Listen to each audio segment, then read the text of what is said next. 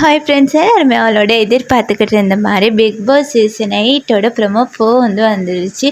ரொம்ப கலர்ஃபுல்லான ப்ரொமோனே சொல்லலாம்.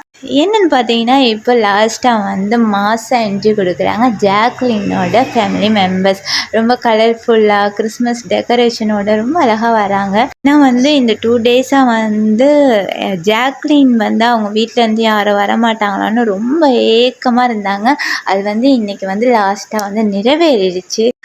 ஜாக்லினோட அம்மா, அப்புறம் அவங்களோட ஃப்ரெண்டு, அப்புறம் அந்த ஜாக்லின் சொன்னாங்கல்ல ஒரு ஃப்ரெண்டு, அதாவது அவங்க லவ் பண்ணுறவர் போல், லவ் பாய் போல், அவர் தான் அது போல் வந்திருக்காங்க. வந்ததுமே எல்லாருமே கட்டி பிடிச்சி அழுறது, அந்த அம்மா பொண்ணு அந்த பாண்டிங் ரொம்பவே சூப்பராக இருந்துச்சு.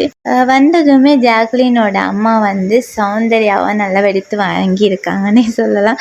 ஏன்னா ப்ரொமோ பார்த்தாலே தெரிஞ்சிருக்கும். அவங்க என்ன சொல்கிறாங்கன்னா, அவள் ஃப்ரெண்டுனா உயிரே கொடுப்பா, எது வந்தாலும் அவள் முன்னாடி பேசுங்க, தயவு செஞ்சு பின்னால் பேச வேணாம் அப்படின்னு ஒரு பாயிண்ட்டை அவங்க சொல்லியிருப்பாங்க. இது சௌந்தர்யாவுக்கு சொன்ன வேர்டு.